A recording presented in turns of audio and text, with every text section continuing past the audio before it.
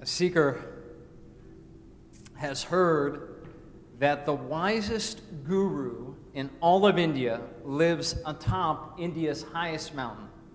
So the seeker treks over a hill and through Delhi until he reaches the fabled mountain.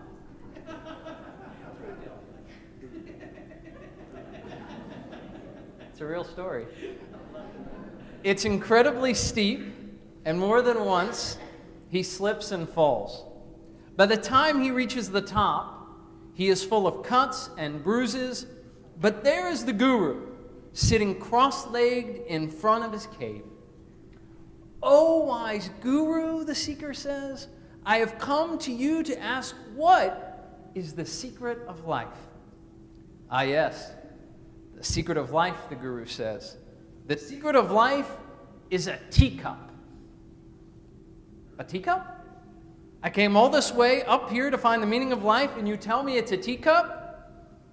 The guru shrugs. So maybe it isn't a teacup. The question, what is the meaning of life, has been asked for generations. People since ancient days have wanted to know that our purpose here on earth is more than simply death and taxes. The question is the foundation of religion and the theological conundrum of whether now or the afterlife is more important to work at and towards. It's the basis of humanism and the question of whether we should seek a moral high ground or become anarchists. And it's the reason that the most passionate, rather than the reasoned, voices usually rise to the forefront of conversations, policy, and debates. Now, according to the book Plato and a Platypus Walk into a Bar, Understanding Philosophy Through Jokes, that's where I found the opening joke. This is my library. The guru acknowledges that formulating an exact definition for the meaning of life is no easy task. So if this is such a vital question, and I am supposed to be a trained guide in this area, what then is the meaning of life? Now, I did what anyone would do.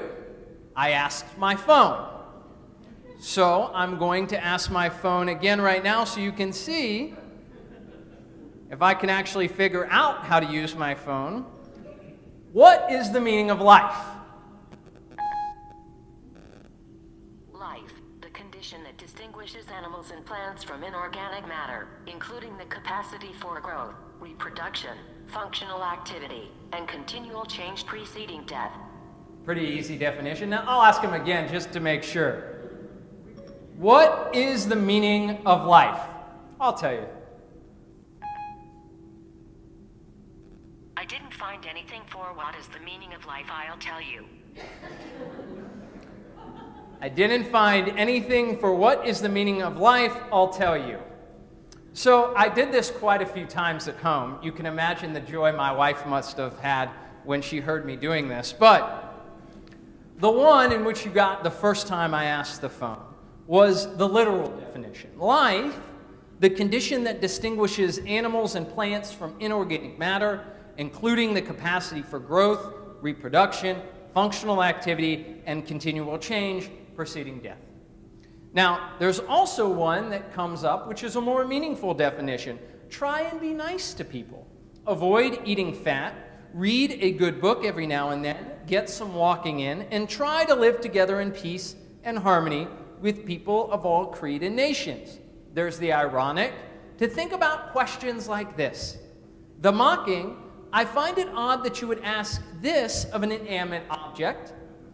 The literary, 42, a reference to the book A Hitchhiker's Guide to the Galaxy. And the delicious, all evidence says chocolate. As theory suggests, and the punchline from the opening joke in which the guru states, so maybe it isn't a teacup, I guess that one person's meaning of life is not everybody's cup of tea. Tried. As Rosh Hashanah approaches, this individual pursuit to find meaning in life is especially relevant. Without a sense of purpose, renewal, personal improvement in service attendance this high holidays could seem pointless. Yet if life is strictly about finding contentment with your own cup of tea, why strive for a better tomorrow within our community? This past week, we celebrated the 50th anniversary of the March on Washington and the famous I Have a Dream speech by Dr. Martin Luther King Jr.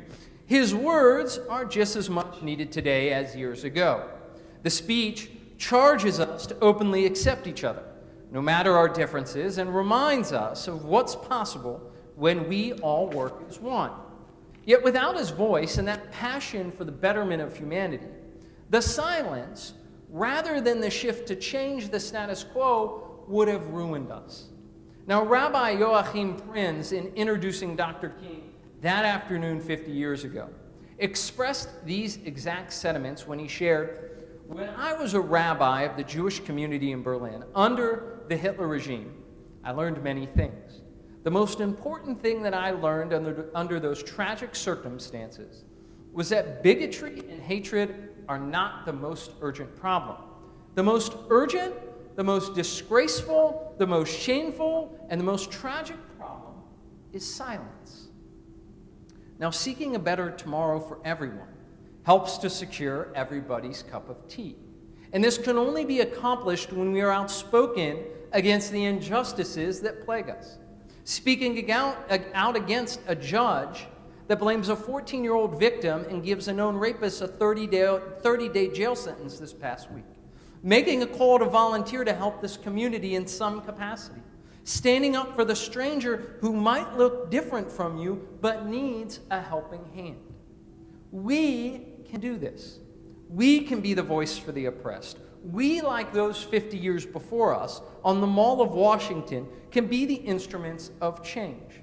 While finding the meaning of life is important to our own contentment and our own quest, our role as Jews, each and every day, is to also ensure that those unable to, and without the freedom to speak out, have a voice.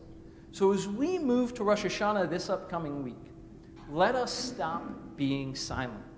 Instead of trying to find meaning, let's together help others create a purpose. Shabbat Shalom.